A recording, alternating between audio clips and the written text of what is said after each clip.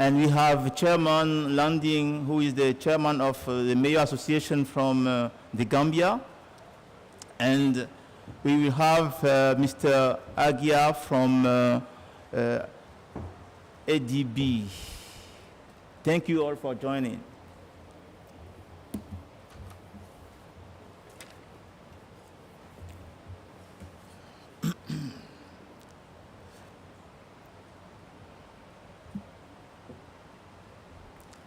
Well, my name is Luc Nyakaja. I'm from Republic of Benin. Those who don't know, is in West Africa.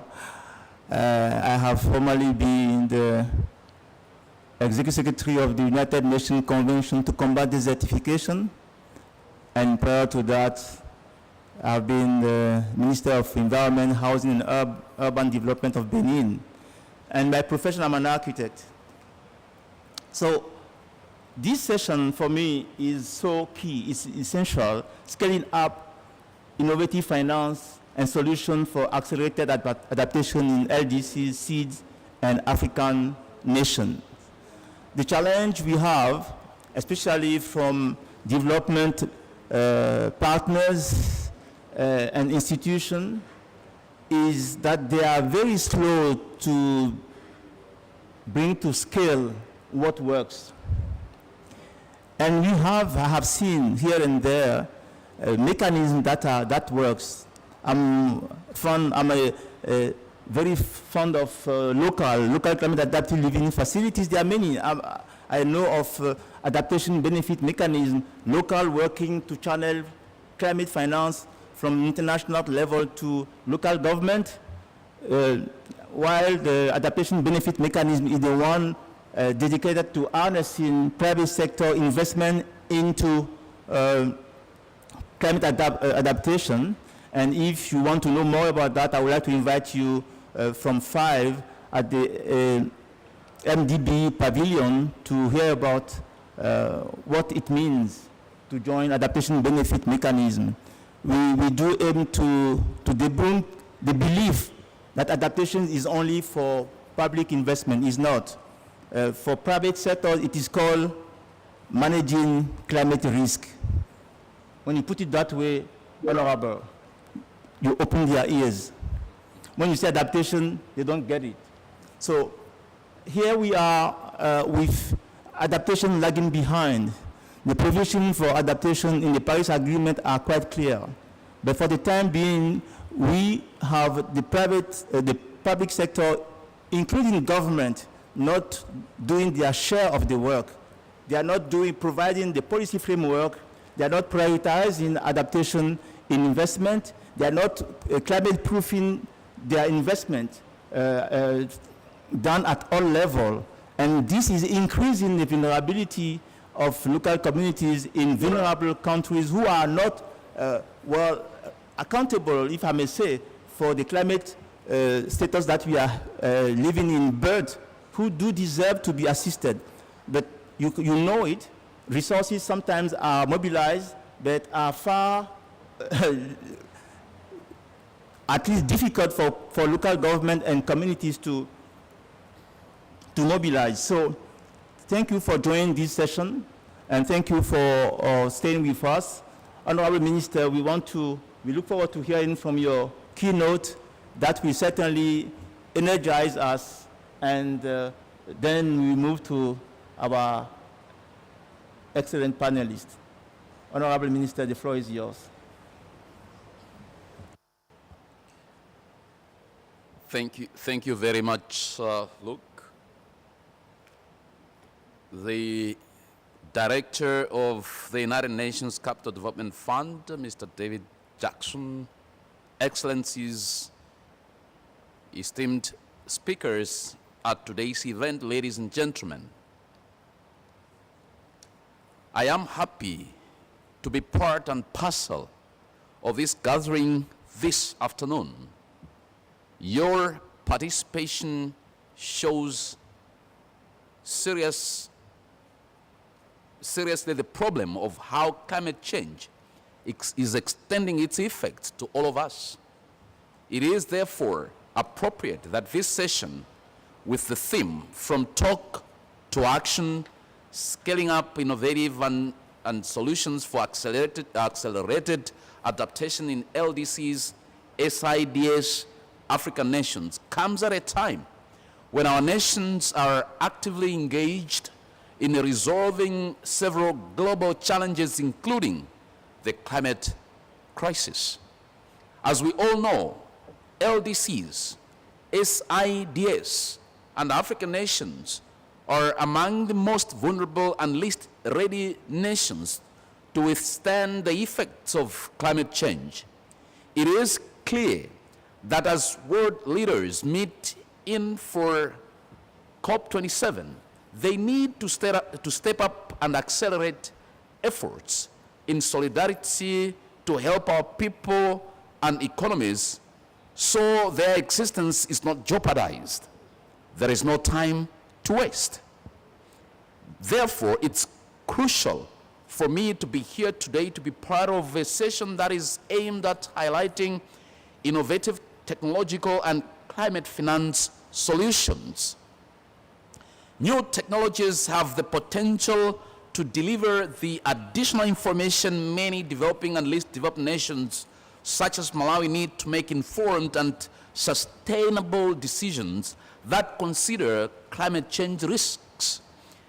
New financing mechanisms are needed to deliver finance in the quantities and consistency needed for countries to make a programmatic, durable, and effective response to climate change. With access to information, Malawi and other nations challenged by the dual burden of poverty and climate collapse can be empowered to deal with the new norm. Otherwise, if by some miracle we keep to 1.5 degrees of warming, our climate in Malawi and many other tropical nations has already been irreversibly changed for generations to come. We need to adapt. As such, we need more climate finance for Malawi and for all other LDCs and other vulnerable nations. We need to see more solidarity from our development partners and talks turning into concrete actions. And we have to ensure that funds are spent wisely and effectively, not based on our understanding of the past, but on projections that are forward-looking and rooted in scientific data analysis.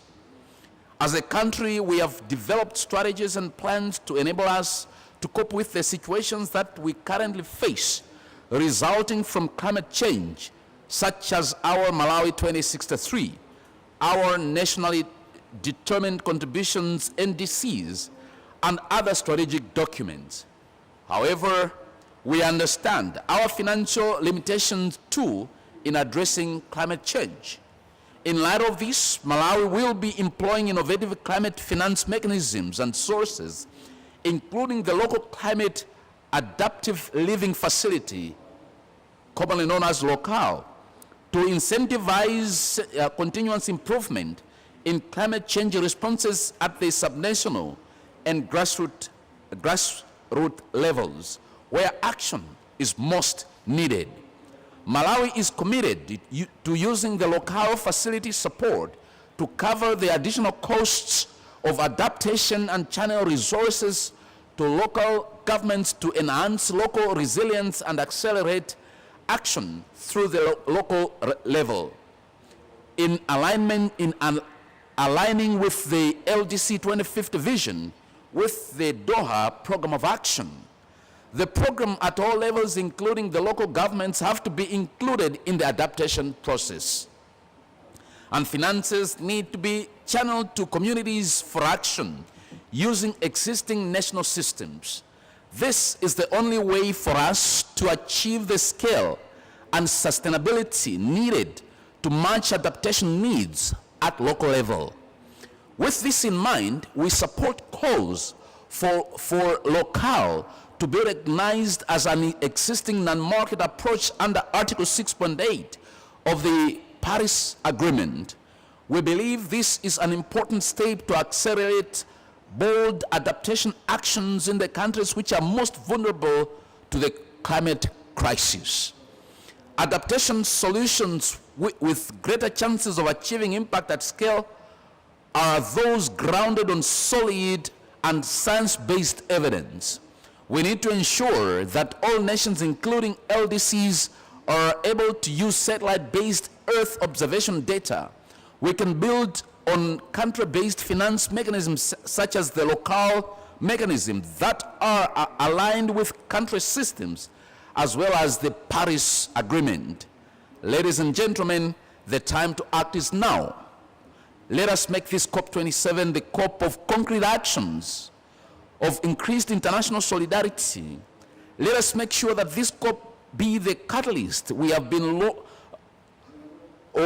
long waiting to advance and accelerate the needed implementation of climate action on the ground, as the theme suggests, together towards implementation.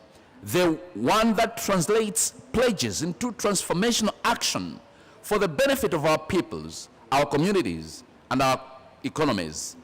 The stakes of inaction are high. We simply cannot afford to miss this opportunity. I thank you for your kind attention. Thank you, Honorable Minister. Thank you for making the point so straightforwardly. There's no time to waste. We must capitalize on existing technology to accelerate climate adaptation action in the context of the NDCs and the NAPs of the country. We must make sure that we channel finance from national, from global level to local level to community action through existing national fiscal transfer. We must also make sure that action is built on context-relevant, specific, sound data. Just to summarize what you have said, thank you very much, Excellency. Now, we will hear from experts who will unfold what you have said. That's why we have called them to this panel. And I'm pleased to start with Mrs. Leber. I wish I could really spell your name, but you will help me do it. Mrs. Leber is in-country expert for Fiji, expert in U.S. Satellite Center of UNDRR. The floor is yours. Thank you, Chair. Foremost, thank you, Chair, and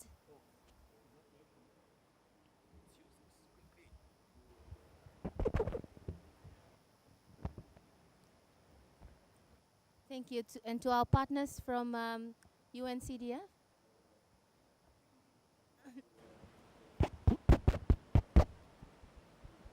Testing? Mic testing?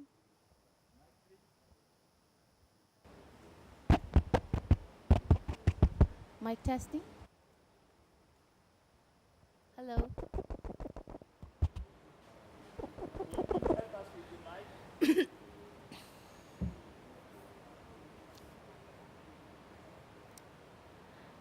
Hello? Yes. Thank you. Thank you, Chair, and to our partners from UNCDF.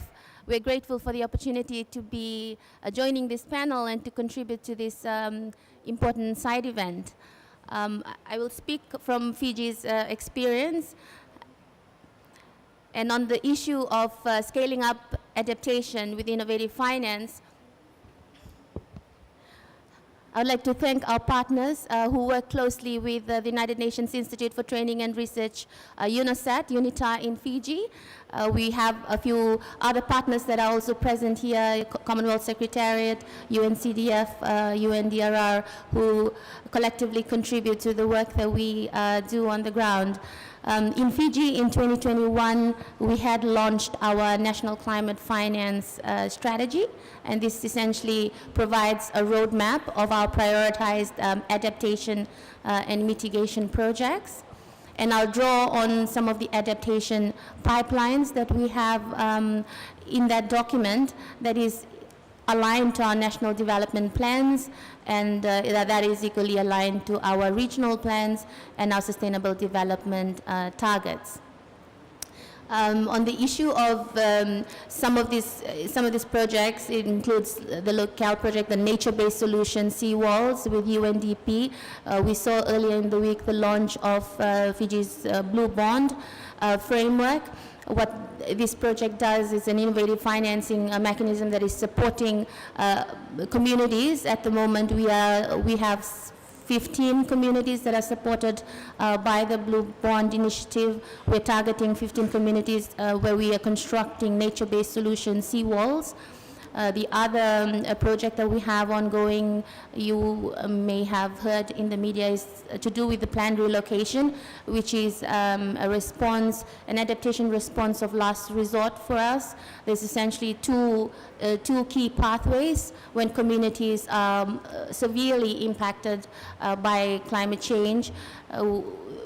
They would submit a request to the government, and we will do various sort of assessments to consider if they would fall under, the support that comes through the adaptation pathway. In extreme cases where there's minimal other options but to relocate the community, then we explore the option of planned relocation. And Fiji had established a planned relocation trust fund.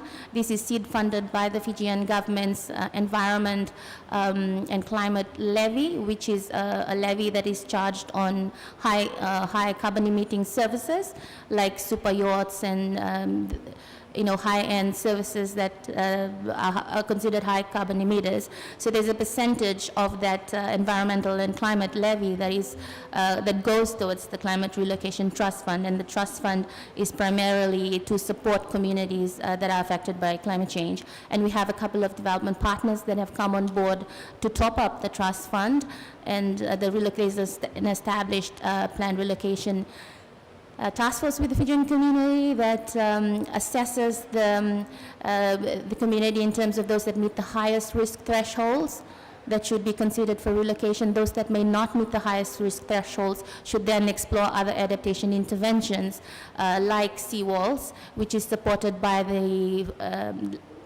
Blue Bond is supporting 15 of that. ADB, thank you ADB, is supporting 10 of those sites. We have the Kiwa initiative that is also supporting 6 communities. We have now 16 sites that is also earmarked for the adaptation fund.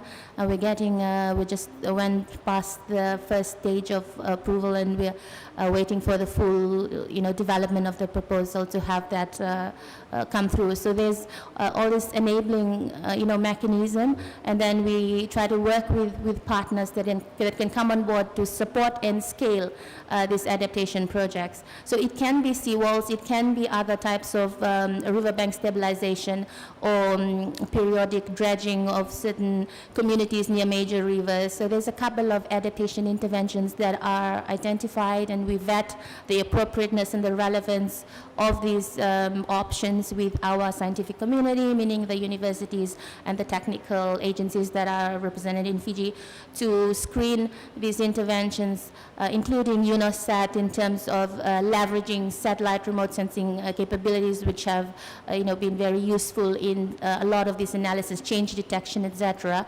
And we have the support of our climate finance national advisors from the Commonwealth Secretariat, who help the team at the Climate Change Office develop those robust proposals, ingesting the Earth observation, geospatial and other climate and scientific relevant data that provides the needed evidence basis and the climate rationale for these projects to be advanced.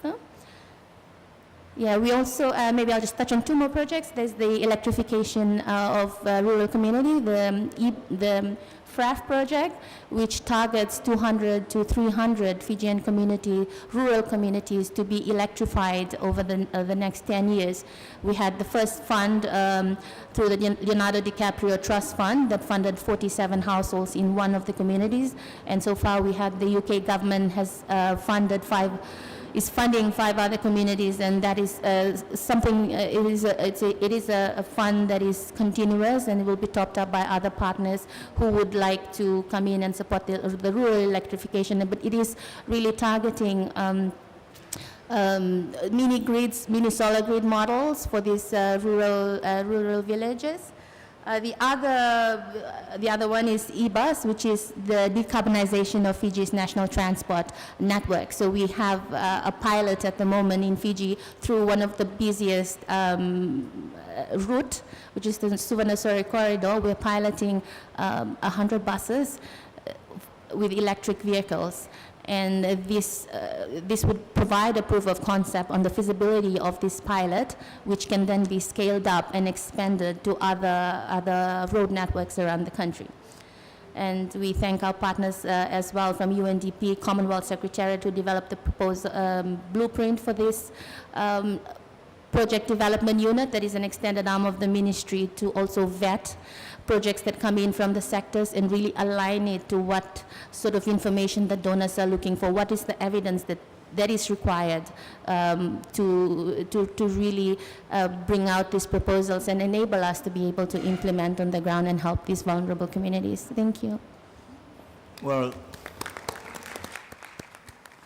thank you very much for being so time efficient and also delivering example in Fiji on how precisely the local mechanism is helping to fund using top-up as a way to incentivize climate action at subnational level. Now, the question is, because here we're talking about how are we going to scale up, how are we going to roll out, how are we going to cover nationwide the need, the demand for such mechanism. So how is it being mainstream in Fiji?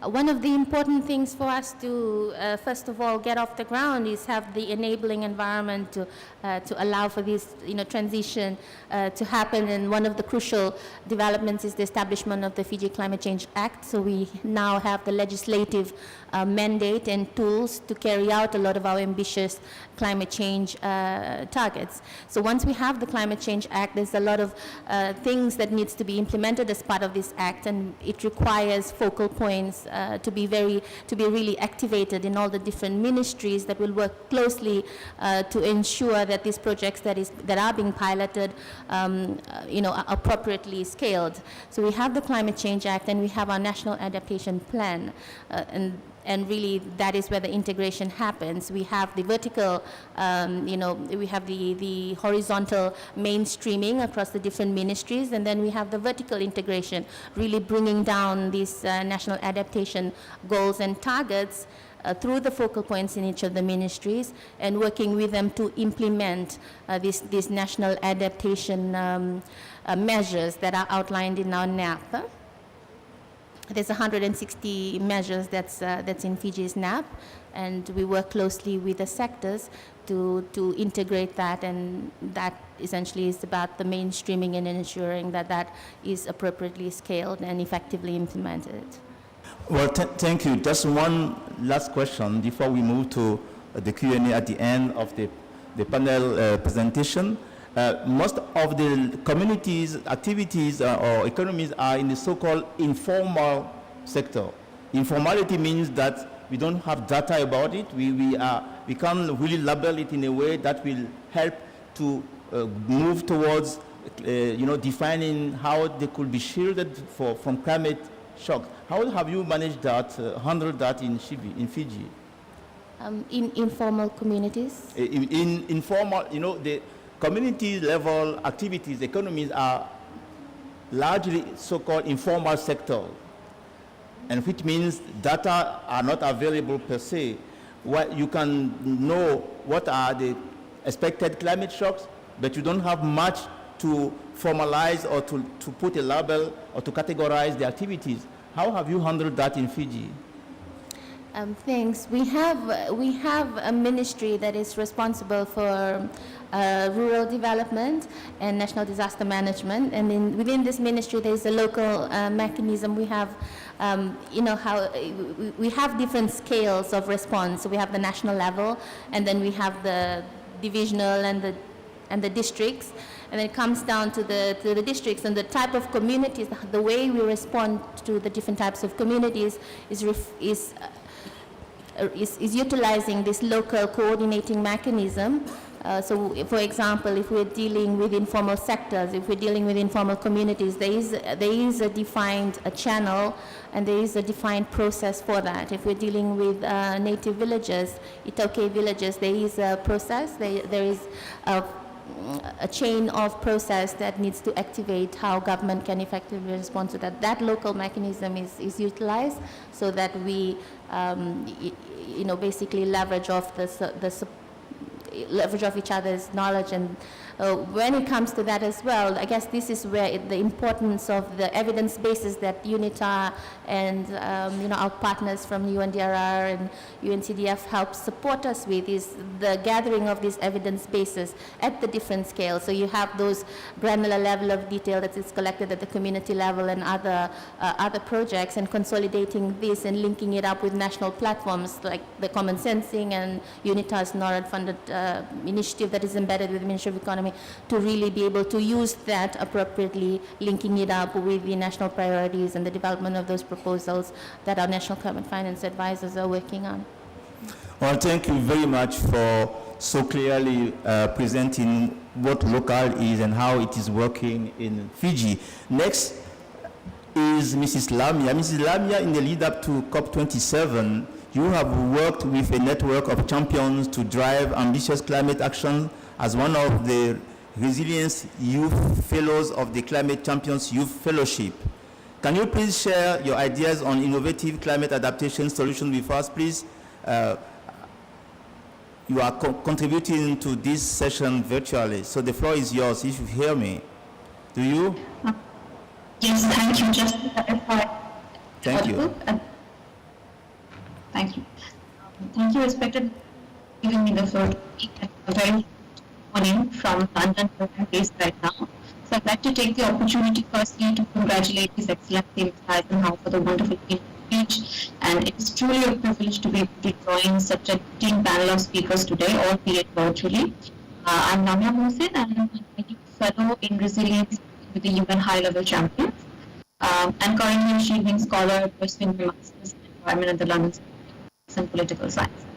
So, following up from the question, so the Climate Champions team provides support to the UNFCCC high-level climate champions to deliver on the mandate from parties, that is, drive climate action and enhance ambition by non-state actors. So we have been closely working with the Marrakesh Partnership and other partners to sort of mobilize main businesses, investors, cities, regions, and civil society, and act as a bridge between non-state and national governments to reach the goals of the Paris Agreement. So it sets out objectives and details of the tools employed to achieve the Paris Agreement, and in terms of also mobilizing as a youth fellow, my work involves mobilizing the power of youth voices in reframing climate ambition and driving systematic change.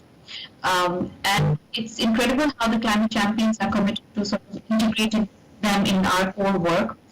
And as part of the youth fellowship program, and as one of the youth resilience fellows, I have supported partner engagement in resilience and loss and damage, and ensured youth stakeholder engagement through mapping of priorities of youth organizations and youth stakeholders.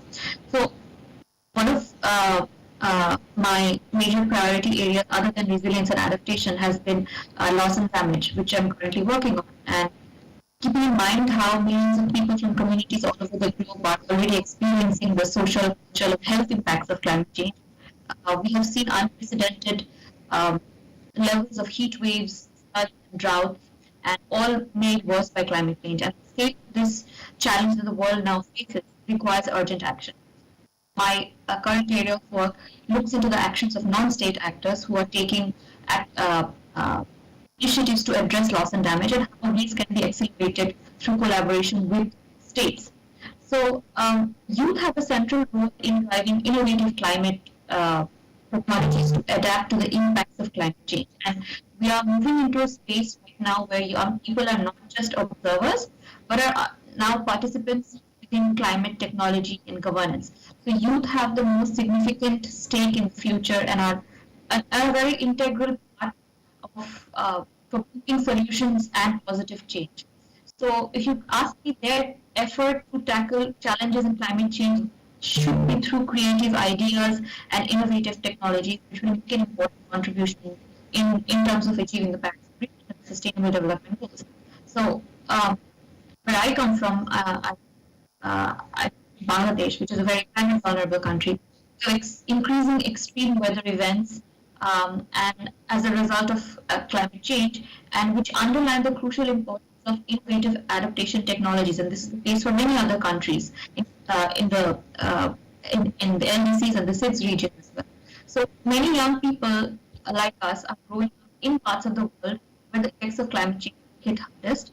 So an increasing number are leading climate adaptation efforts in their communities, regions, and trying to develop innovative solutions to adapt to climate change, and which include, let's say, flood safeguards, resilient livelihoods, resilient crops, which is an area that I have worked in, water purification and recycling, weather forecasting technologies that sort of simulate upcoming adverse weather conditions. And such technologies can actually make a critical and to some extent life-saving difference in terms of avoiding adequate early warning for affected areas. So at the same time, I think it's important to recognize that inability to access necessary adaptation finance and knowledge gap are two main areas requiring attention for especially youth demographic. So these are two aspects I would like to sort of highlight. But at the same time, I think keeping a positive outlook is very important. So I believe the youth can, of course, and youth are the drivers of innovative climate adaptation solutions. Over to you, Moderator. Well, thank you very much. You deserve a standing ovation for being so with so much confidence sharing with us your experience. And from what you have been doing in Bangladesh in advancing climate adaptation, what is the main barrier for implementing climate adaptation solution to meet the needs of the communities? What are the main barriers from your experience? Well, thank you, Moderator, for the question. So when it comes to barriers, I think the first step, if you're a young person, is challenging in the sense that it becomes you lack knowledge, institutional and financial resources all at the same time, which are each major barriers in itself. And sometimes I think at the local level, if you ask me, the local and national level youths are unable to include their voices in the international platforms and maybe in the national policy making or dialogue, due to lack of, let's say, inability to access these platforms and of course financial facilities. So this has a very negative impact on their level of awareness or activism, and as a result they mostly youth tend to lose interest after a certain period of time to work in the area of climate action or activism. However, youth voices and youth actions are of very clear, vital importance in the current climate change arena.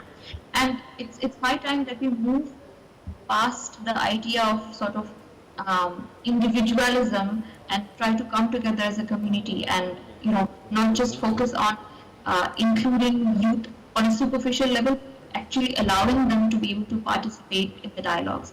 And there is a very wide range of potential barriers to adaptation, which sort of ranges from related to kind of people's, let's say, lack of belief that climate change is itself a serious problem that needs to be addressed.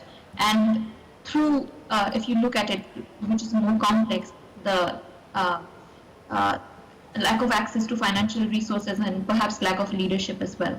So, when it comes to capacitating youth or in general young people towards becoming leaders in adaptation and proactive climate change advocates, I think mainly I can highlight 4 hurdles in terms of education, institutional barriers, lack of credibility and lack of finance, because firstly I think proper education and understanding of the topic itself is very important, and the passion and drive that young people have needs to have a solid foundation in quality education. At the same time, even if have some young people who do have access to education, they require the support of credible institutions. So having proper institutional backing allows youth to take part in such dialogues and meetings to avail access to relevant platforms to voice their opinions. Also, I think there's a problem of people tend not to give space to young people because of their lack of credibility and their young age. But taking all of the above into consideration, I think their acceptance is being enhanced very much over the past couple of years. But it needs to be on a level when they are taken much more seriously. And another great barrier that sort of in terms of creates a barrier for not just youth engagement but overall engagement in adaptation solutions to meet community needs is sort of the lack of financial resources. To authenticate our demands, I think we need to conduct a lot of research and activism, but they receive very little funding from well-established organizations, so which leaves them to do most of the participatory based work on a voluntary basis. So considering the fact that funds are controlled by very powerful government agencies or donor organizations, I think there are a lot of barriers in terms of accessing finance to sort of mobilize their projects. However, I think if we are to capacitate and empower young people, especially, I think this process needs to become much more easier, less cumbersome, and more transparent. So, Yeah. I mean, all I would say is that, I mean, when it comes to barriers to climate adaptations, I think young people have been doing a great job in terms of overlooking them and fighting their way out. Thank you. Well, thank you very much. Stay with us. There may be questions for you from the floor. Now, I would like to move to someone who, though being young, carries so many responsibilities. It is Mr. Landing Sane from the Gambia. Mr. Sane is, I say Landing, sir, is the mayor, and he's the chairman of the Association of Local Government or Mayors of the Gambia. And I understand that one of the local government receiving performance-based resilient grant is yours, right? So I look forward to hearing from you how it's working and how you see it being scaled up and rolled out. The floor is yours, sir. Thank you very much, Mr. Luke, the moderator for this very important session. Good afternoon to you all. I am Landing Bisane, a mayor from the Gambia, also the president of mayors of the Gambia. Like he said, I come from a small municipality in the Gambia called Mansakonko Area Council. Actually, I will deliberate on a very important initiative, if not a project, that we are implementing in the Gambia. So it's going to be an explanation of a practical initiative that is contributing a lot and changing lives, particularly for women and youth in the country. But before then, I just would want to give you a little bit of reflection on the topic for this session, which is how the United Nations, through its initiatives in supporting scaling up of innovative finance and solutions for accelerated adaptation in local, least developed countries, and also in SIDS and African nations. In our own case in the Gambia, I told you we are implementing a 4-year program called the Job Skills and Finance with an initiative called the Local that I think we all are exposed to. And this is thanks to the United Nations Capital Development Fund. The 4-year project started in 2018, and we are rounding up for this year to be the end of the project. The project basically look at how it support in enhancing skills of young people, also how it enhance in creating jobs, and also how it contribute in enhancing access to finance particularly when you talk about women and youth.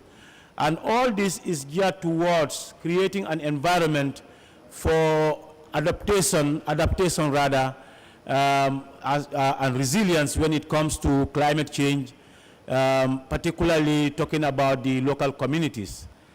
I already told you I come from one of the smallest communities in our country, but also in the rural areas. It will interest all of us to know that we might not be a major contributor to climate change, but indeed we are receiving the heaviest brunt of the impact of climate change. Just to tell you as well, my country, the Gambia, is one of the most vulnerable countries around the globe when it comes to the impact of climate change. So this intervention cannot, the importance of this intervention called local cannot be overemphasized. The practical activities that the initiative tends to do is to address local needs, particularly when it comes to local economic development in terms of local projects that will address the impacts of climate change, making bridges, supporting agricultural initiatives, green interventions linking to youth and women projects in the communities, also intervening in various other local initiatives within the local government authorities. But in my country, the Gambia, this project is intervening in only 3 of the 8 local government areas, including my own. So out of what the project is doing, it has a direct impact on the lives of the people when it comes to skills development, because the project doesn't only provide the access to funding, but it also involves, there is a lot of inclusion. It involves the beneficiaries in the implementation of the local initiatives that are undertaken at that level. For example, when it comes to constructing culverts or bridges, or even rehabilitating roads, most of the times the beneficiaries are identified through cash for work processes. I guess we all understand cash for work.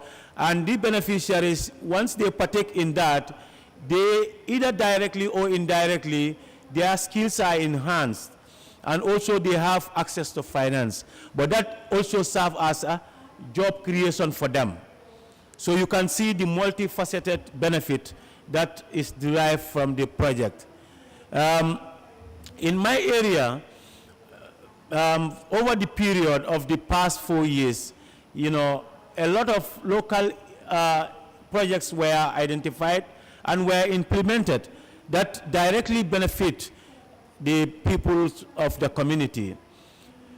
In terms of particularly access roads, in terms of providing finance for them to pay for their school fees of their children, when it comes to women, and it also reduced the drudgery on the women, because when they have access to finance, then they can finance their own personal or domestic needs, and that will actually reduce the level of dependency on other people, particularly their husbands or their male folks. So it also in the process indirectly reduce the migration rate of young people, because then they will have opportunity to have access to finance or to have jobs within their own communities. So it will reduce their engagement or the push factor to get them outside their communities, to either in the urban areas or to risk their lives, excuse me, to risk their lives in the seas to cross over to the Europe or the Americas. So in essence, what I want to portray is the importance or the impact the project intervention is creating in my community. But not only that, my council or my municipality is a direct beneficiary. The intervention of the project has gone a long way in creating another impact, particularly when it comes to strengthening the structures of the local government authorities. It has gone a long way in building capacity for the local actors, particularly the local community development agents, the area council agents, other agents working for the government within the localities, like agents on agriculture, environment, and other sectors that are within the local government area. So this is a multi-dimensional intervention, but also the benefits are very far-reaching. Due to time, I just would want to reflect again. When we talk about scaling up, counting on or mentioning all this that is happening, particularly when it comes to capacity building for women and youth. But apart from all that, I said this is in 3 municipalities out of 8. And also within the 3 municipalities as well, various few wards have been piloted, and which means we still have more to reach. So the challenge now is, how do we scale up? How do we add up on our resource package or the envelope so that we are able to reach more young people and women, so that we are able to address the impact of climate change and environmental issues in our communities, particularly targeting the local government areas. I think I'm constrained with time, but I want to emphasize that all development is local. Of course, the issue of climate change is global, but the impact is felt at the local level more than any other level. So as a local authority, I want to use this opportunity to mention that we should prioritize on integrating, working and partnering with the local authorities to addressing the challenges or the impact of climate change. Thank you very much. Well, thank you very much indeed. You have highlighted the difficulty of local government to have access to climate finance, but what are the barriers? What are the barriers that is making the access of local government to climate finance so difficult? What are the barriers? In a nutshell, please. Okay, thank you very much. The barriers, of course, may be many. I should have mentioned our own local strategies at the national level and the subnational level, which is, of course, very much prominent and important. But the barriers in the first place will be Gambia as a country is a least developed country. And of course, the issue of access to finance is a barrier, but most importantly, capacity. Because in fact, when we talk about climate change, at some corners there is denial. There is a lot of denial, there is a lot of misconception and myths around it, that you need to talk to people to even understand that we need to intervene in this area so that we as a whole, as a humanity, are able to benefit and also are able to address the issues of climate change. So that is a barrier in itself, but along the way, with various engagements, I'm sure we will be able to conscientize and also sensitize people to understand very well, so that we are able to address the misconceptions that are available. Thank you. Well, thank you very much indeed. Climate finance is so complex. That's why mechanisms like local are very much needed to ensure that it takes the resources from the global level and brings it to the local level. And in that regard, ensuring that climate adaptation being context sensitive and people specific, it is much needed to do it the closer to the people, the closer to the ecosystem. Thank you for your input. It gives me great pleasure to welcome Mrs. Gladys Wanga. She's governor of Homa Bay County in Kenya, and I will move on to give you the floor, Madam, by expecting you to address this question. How do you ensure that adaptation and risk reducing measures are integrated at the local level and providing some innovative practices on community resilience building? The floor is yours. Thank you very much. My apologies for coming in slightly late. My name is Gladys Wanga, Governor of Homa Bay County in Kenya, and I'd like to respond to the question that has been raised around ensuring that adaptation and risk reduction measures are integrated at the local level. But I'd like to make 3 key points before going into that. One is I like the topic of our conversation, which is from talk to action. We must move to action. I think our communities are getting impatient with talk after talk, workshop after workshop, conference after conference, without them seeing what's happening on the ground in the local communities. Secondly, we must break down this complex subject of climate change to bits that can be understood by our local communities, so that they can understand that every action they take, there is a consequence, and that consequence could be adverse. So we must break this down to a language that can be understood locally. And thirdly, in terms of broad points that I'm making, implementation cannot be in the air. Action has to be on the ground. And who's on the ground? It's the local governments. It's the county governments. So this cannot hang at the national level. Local governments must be part and parcel of the conversation. So in response to the question that you asked, I'd like to state that I'm leading local climate action in my county, Homa Bay in Kenya, where climate change is causing significant climatic and weather-related challenges, including drought, flooding, wildfires, among many others. Majority of my people rely on agriculture for livelihoods, making them extremely vulnerable to these climate change impacts.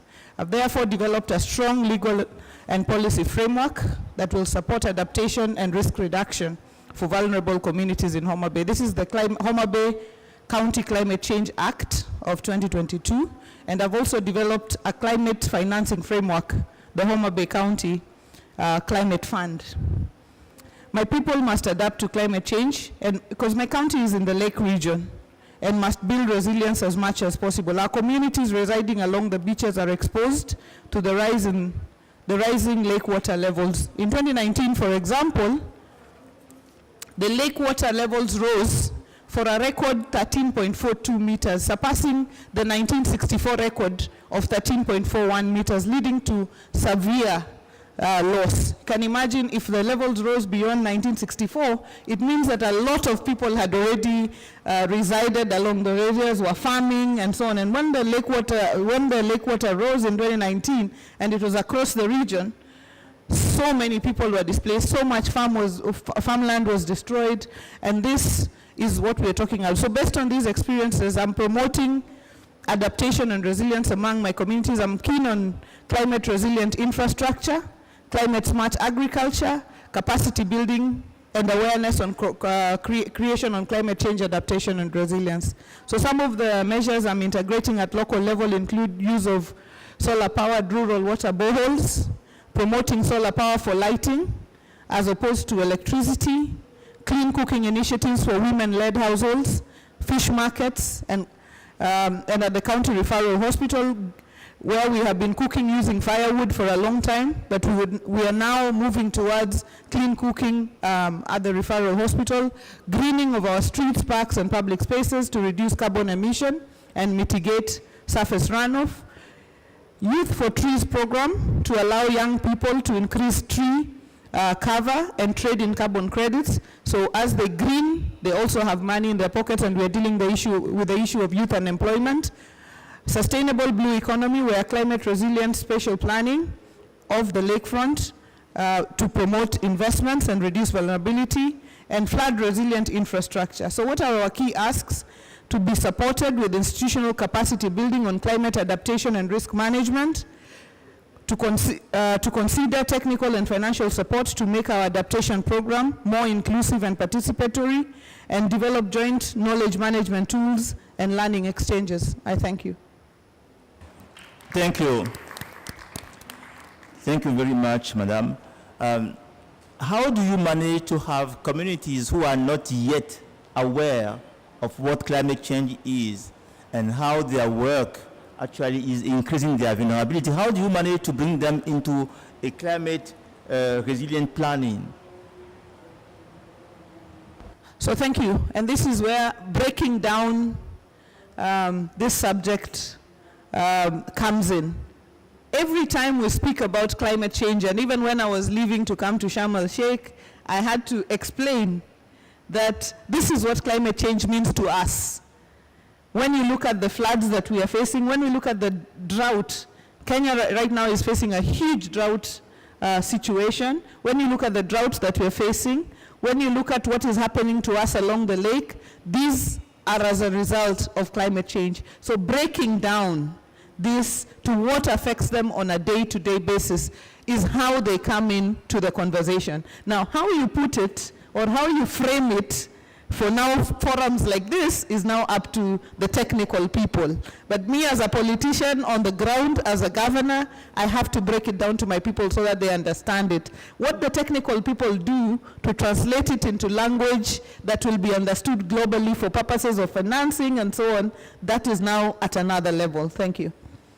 Thank you very much. Now let me turn to, the one who holds the money, who manages the money, who is involved into, and who has made commitment to ensure that money is brought to the level where it is relevant for action. I'm pleased to call Mr. Agia of the ADB to tell us how his institution intends to do more in scaling up, rolling out what works. The floor is yours, sir. Great, thank you, Chair. And first of all, thank you to UNCDF and other UN organizations for inviting us for this session, and to my fellow panelists for highlighting some of the issues you're facing. Of course, I'm more aware of Fiji, but it's always great to learn from African countries too. So thank you for that. So just to take a step back, most of the time, climate adaptation work, whether it's at the national level or the local level, has been financed through what we call project financing. Project financing has a start date, an end date, you deliver an output, and you see if it's effective or not. So that's important, and that should continue. But I think we are increasingly realizing that project modality of financing is not sufficient if we want to scale up adaptation and want to have outcomes that are much more sustainable. The reason I'm saying is because at the end of the day, as my colleagues were saying, climate risk is very systemic. It affects the entire system. It interacts with underlying drivers of vulnerability, which means we need a range of financing instruments if we want to scale up adaptation. For example, in an area that is water scarce or drought prone, the solution is not perhaps building more irrigation canals. The solution is perhaps to change the behavioral pattern of the farmers so they grow some other kind of crops, or the dietary pattern of the communities in the long run, which requires not project financing, but it requires financing that gives you different kind of incentive mechanisms for communities, for farmers, for local governments to change the way they practice development in the context of climate risk. So for example, in this case, we are looking at instruments, what we call in ADB, a policy-based lending. World Bank calls it similar policy-based actions. So these are basically financial, they're projects which are against certain policy actions. So government has agreed they would take, let's say, 1, 2, 3 policy actions, and once those policy actions are achieved, then the government receives money for that. Now, these policy actions could bring in reforms, it could bring in institutional strengthening, it could bring incentives for behavioral change, and I think these kind of instruments are needed more if we want to scale up adaptation. Just to give another example is, at the end of the day, you're talking about infrastructure, right? Climate proofing infrastructure. Yes, it can be done through a project modality, but once the project is over, how do you ensure that infrastructure is actually operated and maintained with the right kind of budget that's required from local government? That's very difficult. So over here, you can deploy other kind of financing modalities like results-based financing, where you're paying the money not on the asset you have built, but more about how you operate and maintain the asset over time so that you ensure the asset is much more sustainable.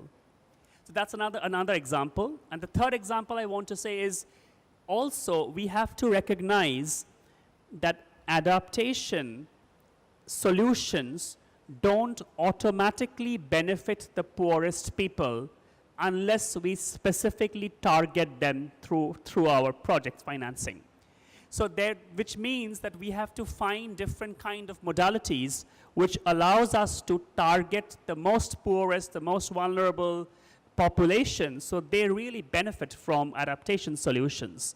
So whether you're working through, let's say, financial intermediary products, which in turn lends to micro enterprises, small businesses, and makes them more resilient. So again, this is not an example of a project financing, but it's a financing through a financial intermediary, and that intermediary then sub-lends or sub-supports these small enterprises. So in short, I mean, for us, the realization is that project-based adaptation, while it's important, it's not sufficient to meet the scale of impact we want to achieve, and as a result of which we need to explore different kind of financial instruments, both that works with governments but also that works with private sector if you want to scale up adaptations. Maybe I'll stop here.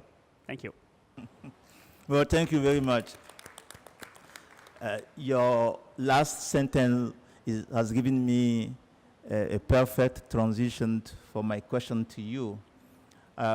In the least developed countries, the seeds, and in Africa, the private sector is made largely of SMEs. How do you intend precisely to bring something that is, as you put it, result-based financing to work to harness that kind of private sector ability, agility, capacity in addressing risk to their value chain? Sure, thank you. I think that's very true for Asia Pacific region also. Largest private sector is in the micro, small enterprises with very limited capacity, limited resources, limited capacity to access financing also. And I have to be very honest over here, banks like multilateral development banks like ours, we cannot directly work with them also because it just doesn't, scale doesn't match. But we can work through financial intermediaries who are able to bring the MSMEs together and aggregate them together at a scale when then it becomes easier for us to work.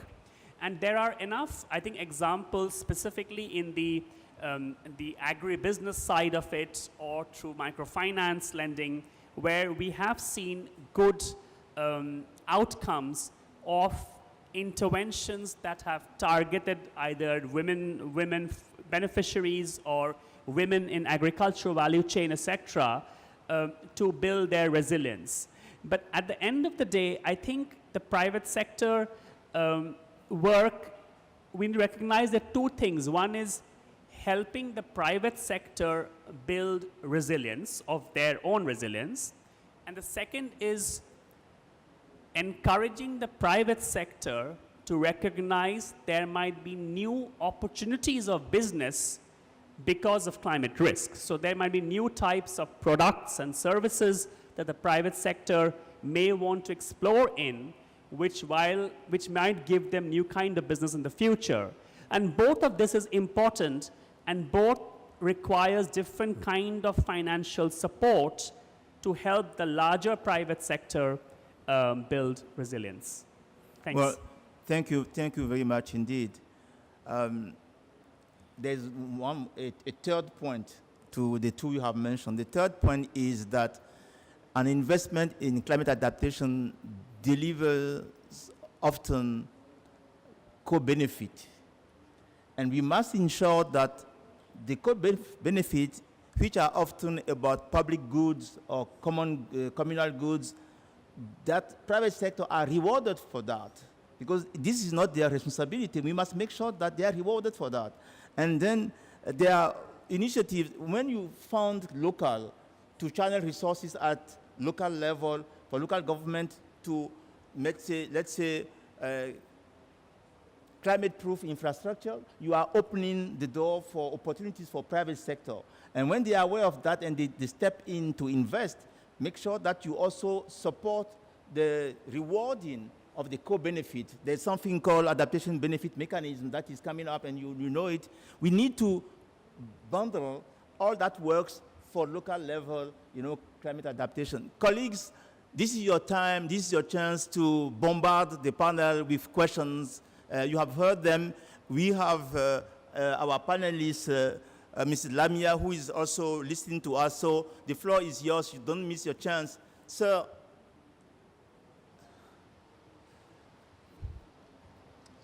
Yeah, thank you. Good afternoon. And I'm sorry I was a bit late, so I didn't get your name, sir. Sorry, it's Orgo Senaroy from the Asian Development Bank. Okay, great. Yeah, so what you said, I absolutely identify. Sorry, I'm Graham Maguire. I used to be the Green Economy Coordinator, Western Cape Government in South Africa. And now I work private sector. I work with a company called Climate Neutral Group. We work in carbon development, but I also work part of another larger group called the Sustainable Landscape Finance Coalition.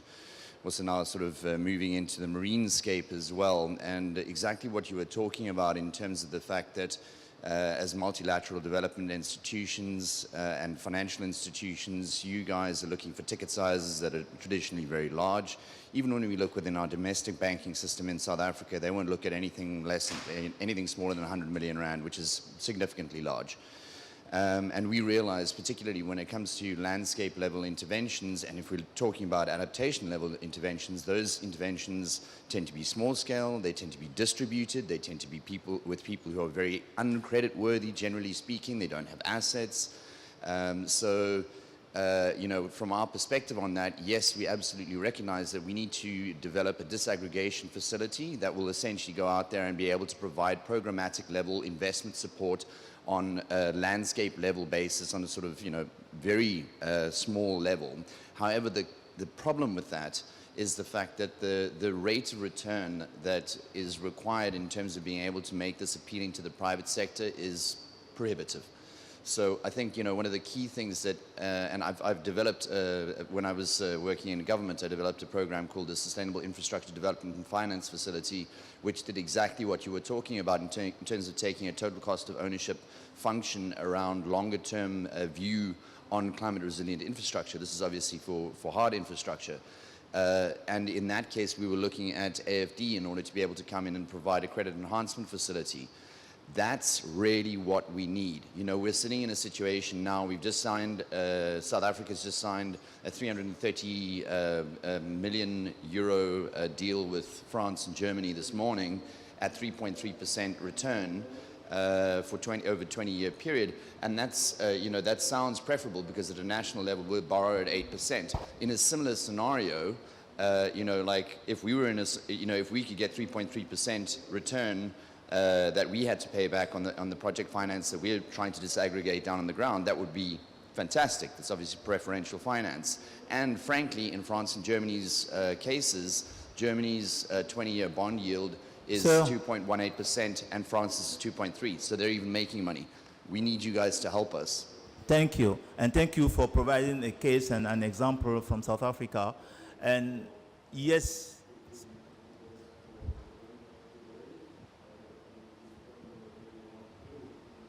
Thank you very much. Akim Ali is my name. I work with WHO. Listening to the panel, there were several examples of very local activities that require scale-up. And the question for the panel, and particularly the financier on the panel, is what's the first step that countries need to take to actually access financing for this very localized, very adaptable, very appropriate actions that they need to take? Thanks. That's a very straightforward question. Thank you. Who else? Well, we have, yes, ladies. Hello, my name is Anna. I work with an organization called From Africa. We work with smallholder farmers. My question is climate financing and access for smallholder farmers in Africa. As the governor mentioned about the impacts of climate change being felt at the local levels, got to agree that farmers are not qualifying for climate financing. And what mechanisms can this panel advise us that can be applied to ensure that this funding is trickling down to smallholder farmers, especially in Africa? And two, what strategies are being put in place to cushion farmers from being pushed out of their farming, especially women who in Africa own less than 10% of the land and provide most of the labor in the farms, and yet when we get into the carbon credit discussions and debates, there's a likelihood that these people could be displaced because then the carbon farming provides alternative livelihoods that are likely to edge out women. Thank you. Thank you very much. Who else? Yes, sir. Good afternoon. This is Camilo Teles. I'm from the Better Than Cash Alliance at the UN Capital Development Fund. This is a question for Governor Nyasuma. Kenya is a leader in digital payments infrastructure, and I'm just wondering, given the mention of the role of the private sector, what role do you see for companies in telecommunications or digital payments, mobile money, to help in improve climate financing for communities in Kenya? Thank you. Let me now bring back the questions to the panelists. There's a group of questions. One is about finance. What is the first step to access finance? And how to package the finance so that it will be appealing to banks, including national bank, who put the amount of money they can fund so high that it is not appealing for climate adaptation stakeholders. That's one. The other point, question is that the return on investment for climate adaptation project is so low that it makes it difficult for private sector to undertake those type of projects. How do we de-risk? And in fact, how do we better account for climate adaptation projects, including how do we better account for about the return on investment, and how do we de-risk it? That is a question. The other questions are, there's one that is really interesting about the fact that women do not have access to much land, but they do provide most of the agricultural labor. And they are the last people to leave the land when the land is completely degraded. So how do we make sure that the resources for climate adaptation will reach the people that are in the front line of climate risk, meaning also the women and the youth? That's a question for the mayor and the governor. And you all can take on any other aspect of the question that has been asked. So let me start with my colleague, a good friend from the ADB. Sure, thank you. So this question of access to finance comes a lot with the assumption that you're trying to access grant money. But there is not sufficient grant money available to meet the actual needs of most countries. So I think it's important to step back a little and try to articulate what, as a country, is your financial needs then understand, do you have the fiscal space to meet that need? If you have the fiscal space, then how do you get the money? And the money could be through traditional concessional borrowing from banks. It could be also through innovative products like bonds, etc. And of course, adaptation requires grant, and I will strongly advocate for that. But I think we also have to be careful on how we use the grant, because grant money is so limited, it should ideally be used for really strategic interventions that unlock other opportunities of financing. And I don't think that sufficiently happens. So for me, the solution is, once I know my financial needs, the fiscal space, then I try to find projects that would fare economically well, in terms of cost-benefit analysis. And the ones that does that, I would try to mobilize money from private sector or from other domestic resources.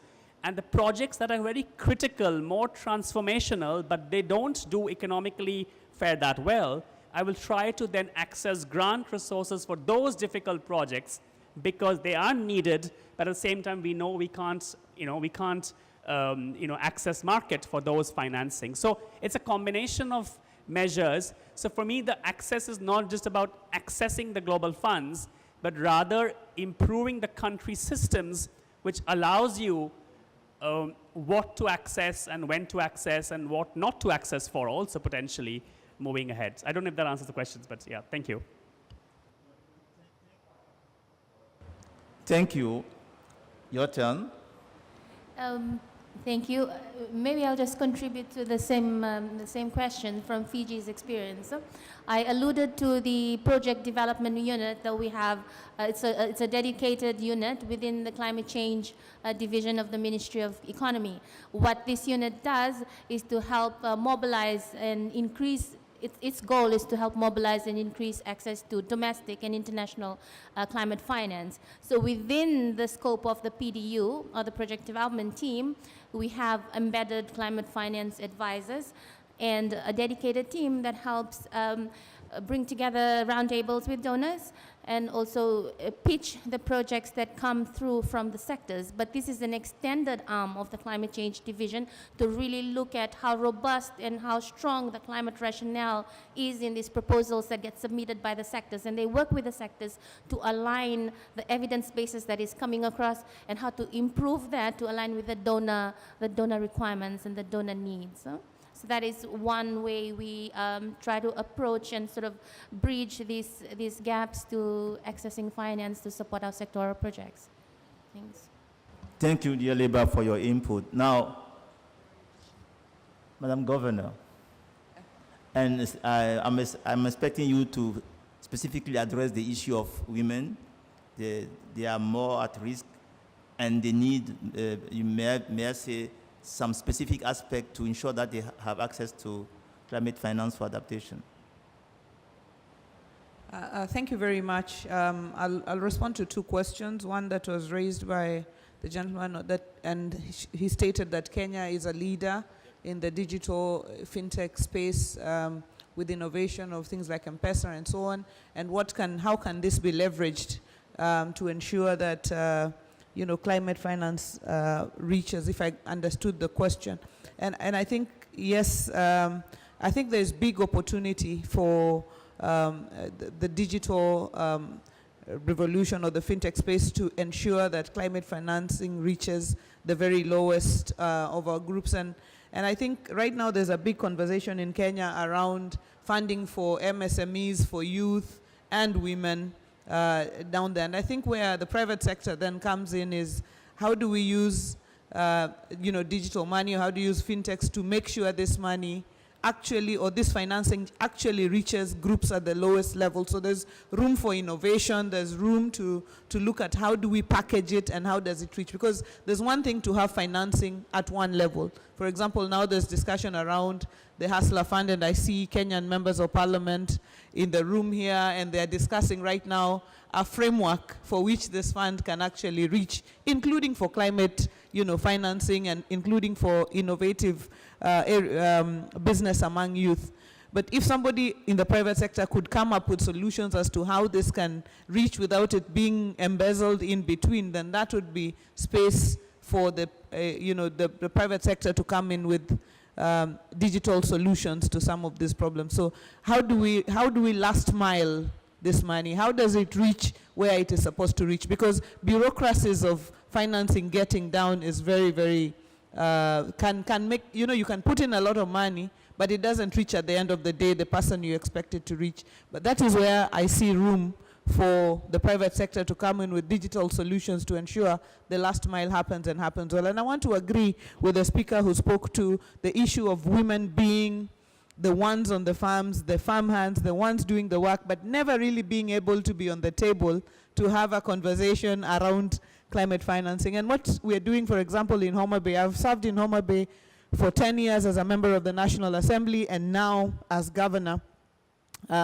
is organizing the women, because individual women will probably never really be able to sit on the table. But if women are organized around cooperatives, around groups, and they're very, very organized on the ground. So it's to make sure these groupings of women are recognized. We continue to support the organization. Homa Bay County, under my leadership, is supporting women to formalize their groupings, make sure they have the ability to negotiate, not as individuals, but as groups, to be able to be on the table to have this conversation. So that is one of the areas I think we can be able to support women to get onto the table, mobilize them and organize them around groups and cooperatives to be able to, at the end of the day, have a conversation around access. But the financiers can tell us, from their end. But from our end as local governments, that is support we see as being possible for women to have them on the table. But I couldn't agree more with that contributor. Thank you. Thank you, Madam Governor. Mr. Mayor. All those questions that has been asked are also yours. So yes, you feel free to pick the one you are comfortable with. And if you forgot any, I can bring it back to you. Thank you very much. I will start with the comment from our Madam. And I think Madam Governor adequately has reacted to that. But I will as well add a little to that as well. How do we support women, particularly enhancing their participation? As local authorities, I think it's very critical when we talk about supporting women, particularly when we are talking about adaptation and access to finance in the issue of climate change. Of course, practically, I already had explained to you the participation of women in the local or in the job skills and finance project in my area. But it doesn't stop there. We are also taking some proactive steps to see how women even own land resources. And this I mean through the various project interventions or initiatives that are being implemented, we try to document land resources for women. Like she talked about women cooperatives or women initiatives or women-led groups. We try to allocate them with land where they want to implement some of these interventions. And these lands are registered and documented in the names of the women groups.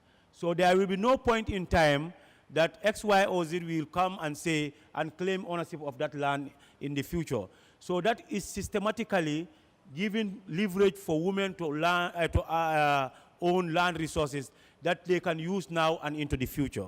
So I think that through this, the local initiative, we are venturing into that to ascertain that women, and they use those land resources as well as guarantee in some instances to access funding for some of their initiatives. So that will address that system. But what I want to dwell on a little also is talking about project financing. My friend rightly mentioned what probably sometimes is the sustainability plan. So that after the project life cycle, we are able to sustain and maintain the interventions of the project financing that has been done. That is where the involvement and the participation of the local authorities becomes critical. Because there and then, even after the project exit or the intervention exit, we will be there.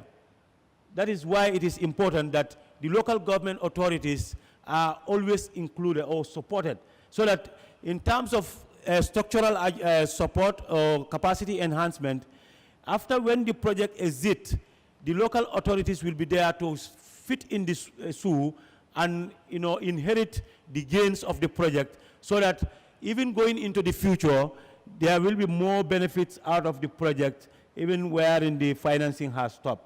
So I want to add that that brings in the critical nature of the local government authorities in all aspects of project financing at the local level. Thank you.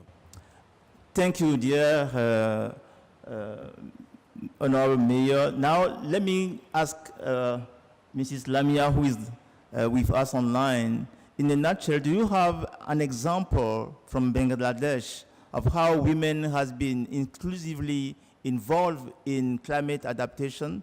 If you could share that with us in 1 minute, that would be great.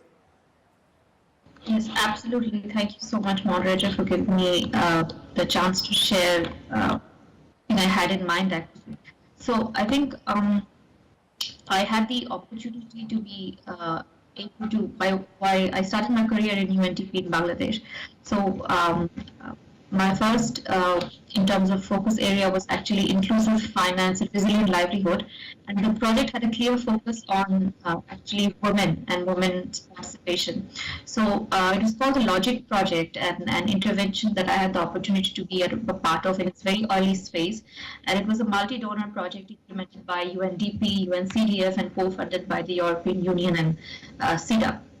So LOGIC stands for actually Local Government Initiative on Climate Change. That is what the acronym stood for. And it emerged as a system to deliver climate finance to the most vulnerable households and to the local government through local government institutions in coastal areas in Bangladesh. So it established itself with very prominent visibility and responsiveness of the central government, particularly at higher levels. So the project had a multi-stakeholder model based on innovative financing mechanism, and so it's one of the key areas, focus areas, but it sought to facilitate financial inclusion of vulnerable communities, especially women, by ensuring their access to a range of financial tools. And the logic model aimed to create a sort of conducive market-based ecosystem for sustainable livelihoods, keeping in mind the challenge of sort of credit worthiness of the borrowers and beneficiaries in these areas. And I have to note that around 95%, 98% of the beneficiaries were actually women.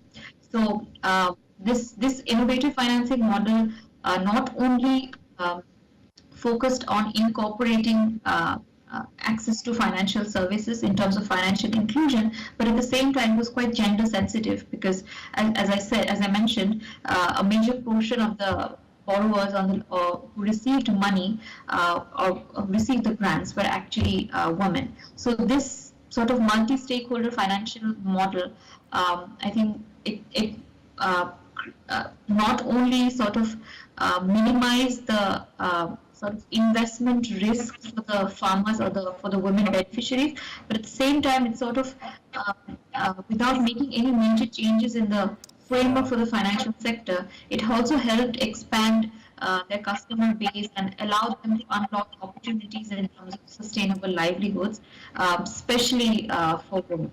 Thank you very much. Dear colleagues, ladies and gentlemen, we have heard from the panel members, we have heard also from His Excellency the Minister. It is key that we use blended finance, we use grants wisely to access other possible sources for development finance, that we must be inclusive in ensuring that all stakeholders are involved. And we must also ensure that we use result-based financing in a way that will involve the private sector. And I can go on by the takeaways that we have from this session. I would like you to join me and congratulate His Excellency and all the panelists.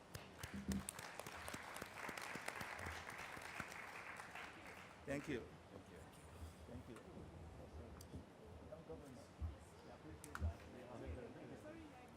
But